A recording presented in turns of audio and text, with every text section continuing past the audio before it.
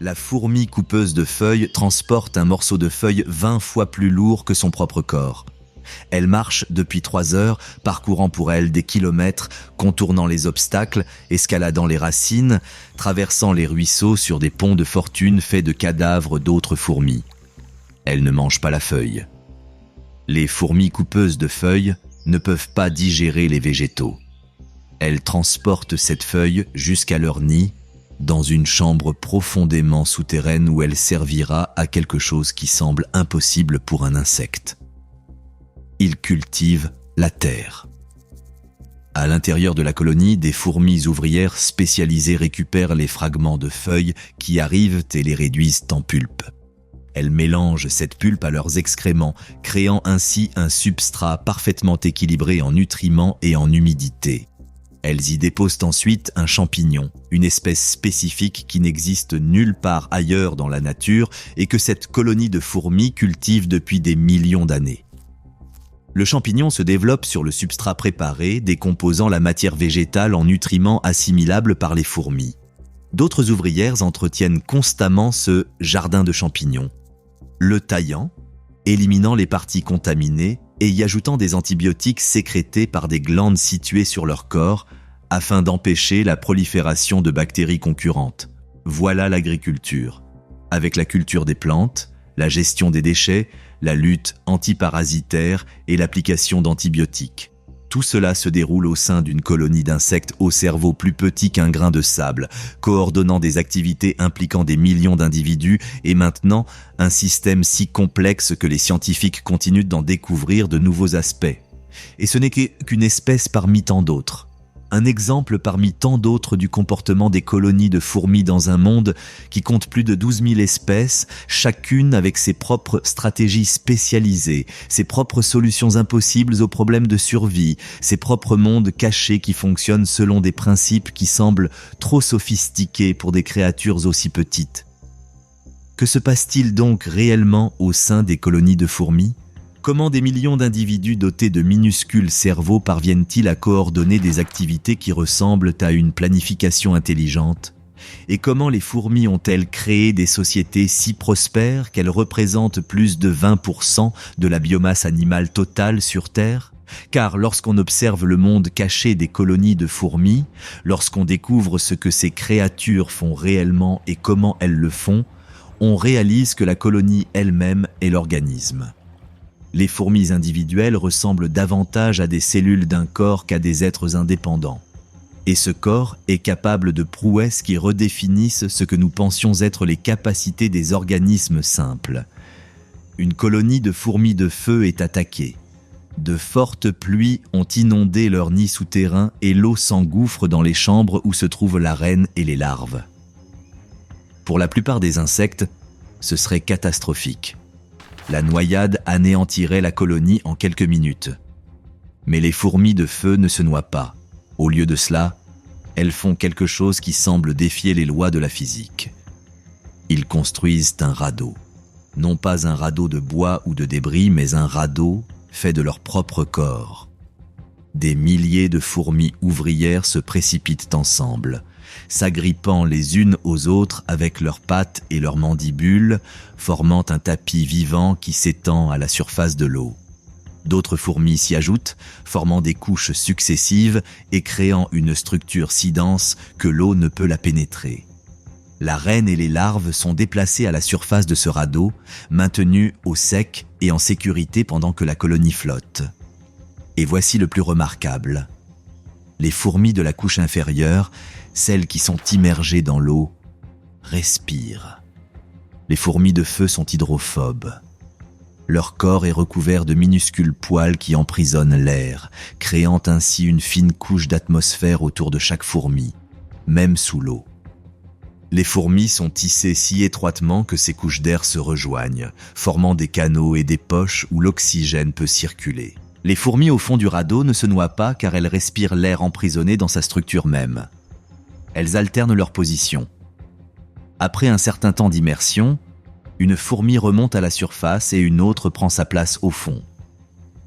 La colonie maintient cette rotation automatiquement, sans coordination centrale, garantissant ainsi qu'aucune fourmi ne reste sous l'eau assez longtemps pour suffoquer.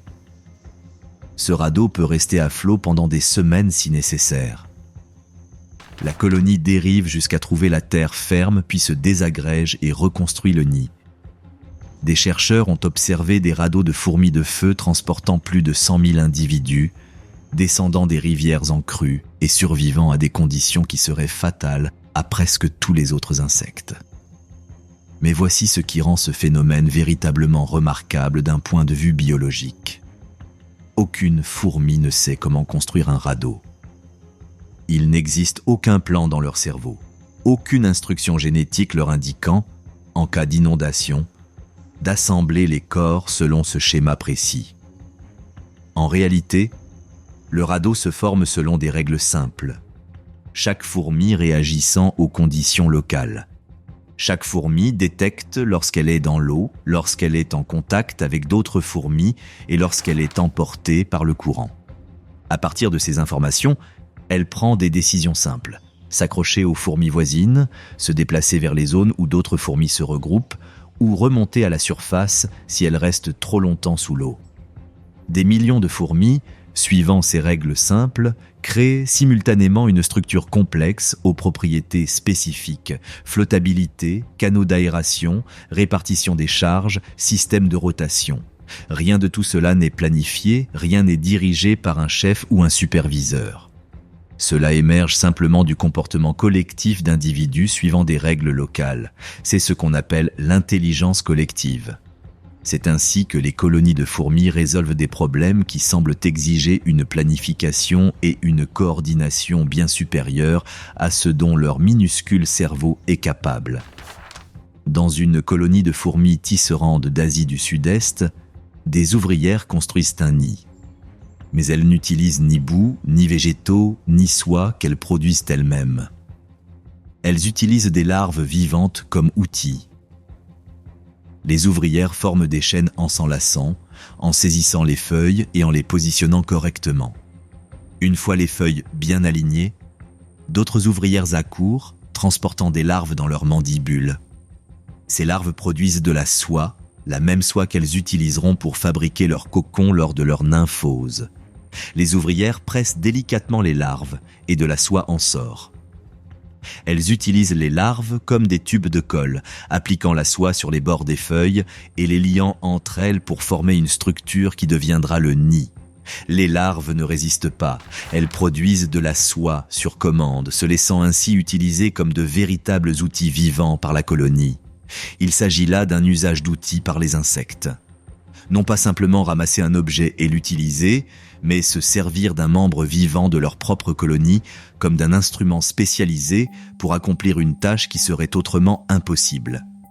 Et cela révèle un aspect crucial du fonctionnement des colonies de fourmis. La colonie n'est pas organisée selon une hiérarchie ou une structure de commandement, mais par une division du travail si poussée que chaque fourmi devient elle-même un outil spécialisé. Dans une colonie mature de fourmis coupeuses de feuilles, on peut distinguer jusqu'à 7 castes physiques distinctes. Les plus petites ouvrières, appelées minimes, sont à peine visibles à l'œil nu. Elles travaillent à l'intérieur des jardins de champignons, entretenant la culture, éliminant les déchets et appliquant des antibiotiques. Leur corps est optimisé pour travailler dans des espaces restreints et accomplir des tâches délicates. Les ouvrières légèrement plus grandes, appelées mineures, se chargent de la découpe des feuilles. Leurs mandibules, de formes différentes, sont plus acérées et plus puissantes, capables de trancher les végétaux les plus coriaces. Elles restent néanmoins suffisamment petites pour grimper aux plantes et travailler sur les fines branches. Les ouvrières des médias sont encore plus imposantes. Elles assurent le transport, ramenant les fragments de feuilles des sites de coupe au nid. Leur corps est optimisé pour la force et l'endurance, leur permettant de porter des charges plusieurs fois supérieures à leur propre poids pendant des heures. Viennent ensuite les plus imposantes. D'énormes fourmis dont la tête est principalement constituée de muscles mandibulaires. Elles ne coupent pas les feuilles, ni n'entretiennent les jardins. Ce sont des guerrières, des défenseuses qui montent la garde aux entrées du nid et patrouillent les sentiers. Leurs mandibules peuvent déchirer l'exosquelette des insectes qui les attaquent ou infliger de graves morsures aux menaces plus importantes.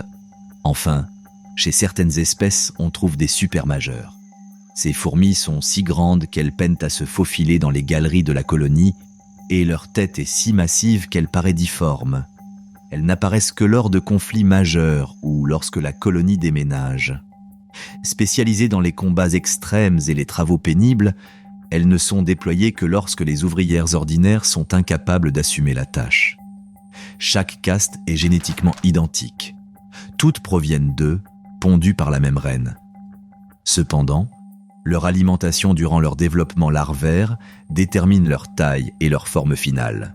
La colonie ajuste la proportion des différentes castes selon ses besoins. Elle produit davantage de soldats en cas de menace accrue, plus d'ouvrières lorsque la nourriture est abondante et plus de jardinières fongicides lorsque la culture doit s'étendre. Il s'agit d'un développement contrôlé à l'échelle de la colonie. Les larves individuelles ne choisissent pas leur devenir. Ce sont les ouvrières qui les nourrissent qui font ce choix en fonction de signaux phéromonaux indiquant les besoins de la colonie à ce moment précis. Et ceci révèle la vérité fondamentale concernant les colonies de fourmis. Les fourmis individuelles ne sont pas de véritables individus, au sens où nous l'entendons habituellement pour les organismes. Elles s'apparentent davantage à des cellules mobiles. La colonie est le véritable organisme, et elle contrôle sa propre composition, à l'instar de notre corps qui contrôle les types de cellules qu'il produit. Mais si la colonie est l'organisme, alors qu'est-ce que le cerveau ? Comment un système composé de millions d'éléments mobiles et sans contrôle central peut-il prendre des décisions ? Une colonne de fourmis légionnaires est en marche. Plus d'1 million d'individus participent à cette invasion, formant un front coordonné de 15 mètres de large et de plusieurs centaines de mètres de long. Elles déferlent sur la forêt tropicale comme un tsunami vivant, tuant et dévorant tout sur leur passage, sauf ce qui est trop lent pour s'échapper. Les insectes fuient. Les araignées grimpent aux arbres, les petits vertébrés se mettent à l'abri. Les fourmis ne poursuivent pas leur proie une à une, elles n'en ont pas besoin. La densité même de l'attaque fait que tout ce qui ne se déplace pas assez vite est submergé par des milliers de fourmis simultanément. Mais voici le plus remarquable, cette expédition n'a pas de chef, aucune fourmi ne dirige la colonne. La reine est même absente, retournée au nid temporaire avec les larves. Pourtant, l'expédition conserve sa formation, ajuste sa direction en fonction du terrain, se divise pour contourner les obstacles et se reforme de l'autre côté. La prise de décision est répartie à l'échelle de toute l'expédition. Chaque fourmi suit les pistes chimiques laissées par ses congénères, réagit aux phéromones qui indiquent la présence de nourriture et ajuste ses mouvements en fonction du nombre de fourmis se déplaçant dans une direction donnée. Lorsqu'une partie du groupe de fourmis découvre une source de nourriture abondante, davantage de fourmis convergent vers cet endroit. Leur nombre accru crée des pistes de phéromones plus intenses, qui attirent encore plus de fourmis, créant ainsi un cercle vertueux qui concentre les efforts du groupe sur les zones productives. Lorsqu'une partie du raid aboutit à une impasse ou à une zone dépourvue de nourriture, moins de fourmis s'y dirigent. Les pistes de phéromones s'affaiblissent par manque de renforts et les fourmis commencent à explorer d'autres itinéraires. Finalement, le raid se détourne des zones improductives sans qu'aucune fourmi n'ait pris la décision stratégique de le faire. Il s'agit de la stigmergie, un mode de coordination où l'environnement lui-même stocke l'information. Les fourmis n'ont pas besoin de communiquer directement pour savoir où aller ou quoi faire. Elles réagissent simplement aux traces laissées par leurs congénères et ces réactions créent des schémas qui ressemblent à une planification centralisée mais qui émergent d'interactions purement locales. Et ce ne sont pas seulement les fourmis légionnaires qui utilisent ce système. Presque toutes les espèces de fourmis dépendent, à des degrés divers, des pistes de phéromones. Lorsqu'une fourmi éclaireuse trouve de la nourriture, elle dépose une piste chimique sur le chemin du retour vers la fourmilière. Les autres fourmis détectent cette piste et la suivent jusqu'à la source de nourriture. Chaque fourmi qui atteint la nourriture renforce la piste avec ses propres phéromones lors de son voyage de retour. Il en résulte un système d'optimisation qui trouve automatiquement le chemin le plus court entre le nid et la nourriture. Les chemins plus longs étant plus longs à parcourir, ils sont moins souvent renforcés. Les chemins plus courts sont renforcés plus fréquemment car les fourmis les parcourent plus rapidement. Au fil du temps, la piste de phéromones la plus intense correspond à l'itinéraire le plus efficace, et c'est ce chemin que la majorité des fourmis emprunteront. Il s'agit du même principe mathématique que celui utilisé par les algorithmes informatiques pour résoudre le problème du voyageur de commerce et optimiser les itinéraires de livraison. Or, les fourmis l'ont développé des millions d'années avant l'invention des ordinateurs. Elles effectuent des calculs d'optimisation uniquement à partir des gradients de concentration de phéromones et de règles comportementales simples. La colonie est capable de résoudre des problèmes dont les fourmis individuelles ignorent même l'existence. Trouver les itinéraires de butinage optimaux, affecter les ouvrières aux tâches en fonction des besoins, réguler la température et l'humidité du nid, se défendre contre les menaces. Tout cela se fait sans planification centrale, sans qu'aucune fourmi n'ait une vision complète des besoins de la colonie. Et chez certaines espèces, les capacités de résolution de problèmes de la colonie sont si sophistiquées qu'elles semblent témoigner d'une véritable intelligence collective. Une colonie de fourmis Temnothorax doit déménager. Leur nid actuel a été endommagé et les éclaireuses recherchent des alternatives. Elles ont trouvé 3 sites potentiels, chacun présentant des avantages et des inconvénients.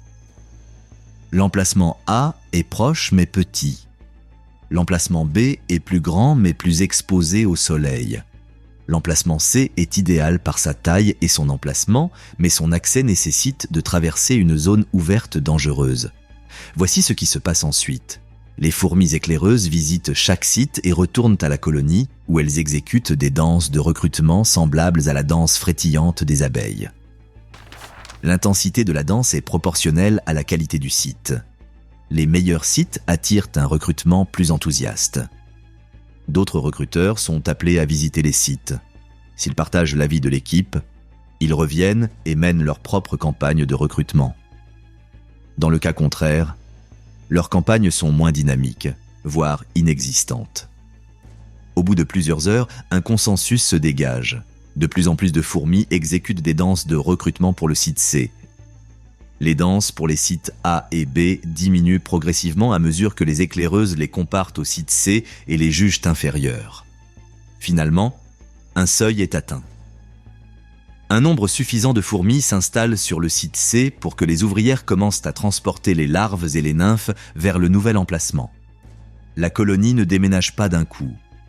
Le transfert se fait progressivement, à mesure que de plus en plus d'ouvrières sont convaincues que le site C est le bon choix.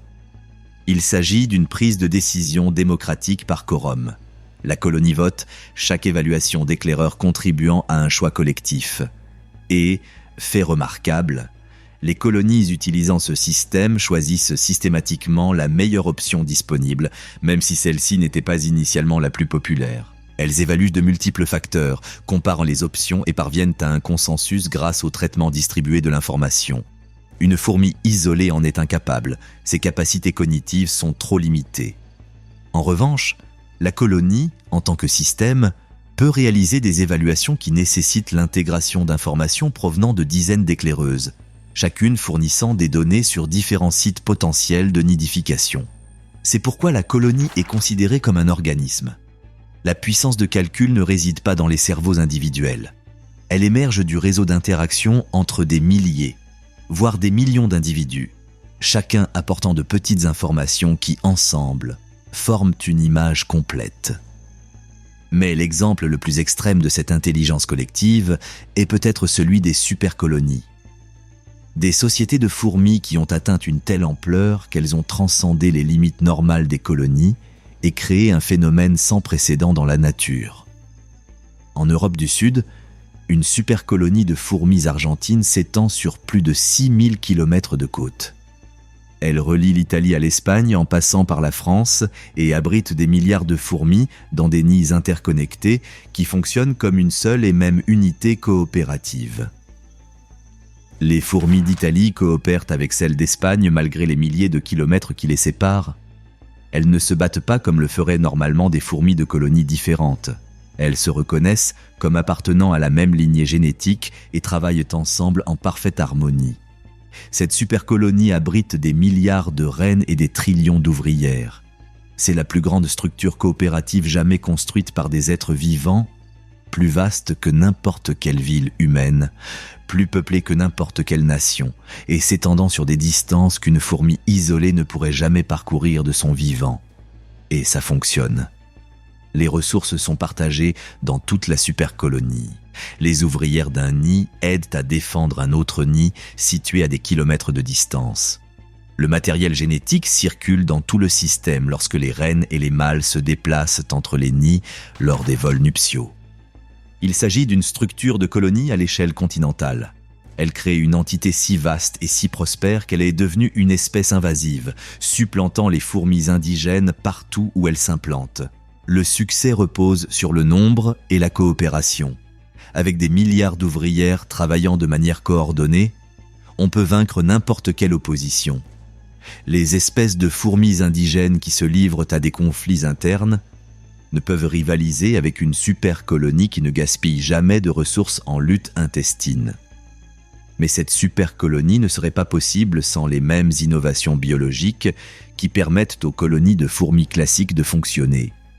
Les systèmes de communication par phéromones qui assurent la coordination, la spécialisation des castes qui engendre une division efficace du travail, et la prise de décision distribuée qui permet à la colonie de fonctionner sans contrôle centralisé. Ces systèmes sont tous adaptables à grande échelle. Ils fonctionnent aussi bien pour une colonie de quelques centaines de fourmis que pour une super colonie de plusieurs milliards. Les principes restent les mêmes, même lorsque la taille augmente de façon exponentielle. Ces principes se sont avérés si efficaces que les fourmis ont colonisé la quasi-totalité des habitats terrestres de la planète. De la toundra arctique aux forêts tropicales humides, des déserts aux villes, les fourmis ont trouvé les moyens de survivre et de prospérer en tirant parti de l'organisation en colonie comme principal avantage concurrentiel. Dans la forêt amazonienne, certaines fourmis vivent en symbiose avec des plantes. Ces dernières leur fournissent des épines creuses où nichent les plantes et produisent des organes nourriciers spécialisés.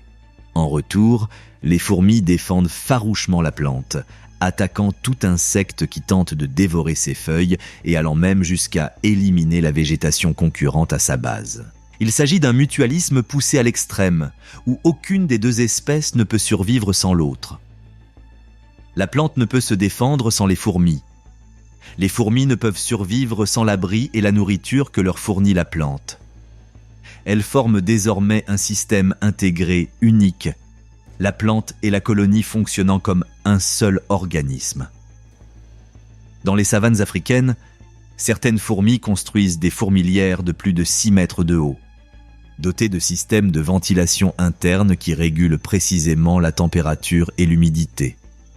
Ces fourmilières possèdent des cheminées qui créent une circulation d'air, des chambres à des profondeurs spécifiques pour maintenir des conditions optimales de croissance des champignons et des caractéristiques structurelles qui canalisent l'eau de pluie loin des zones critiques. Ces monticules peuvent persister pendant des décennies, abritant des millions de fourmis sur plusieurs générations de reines.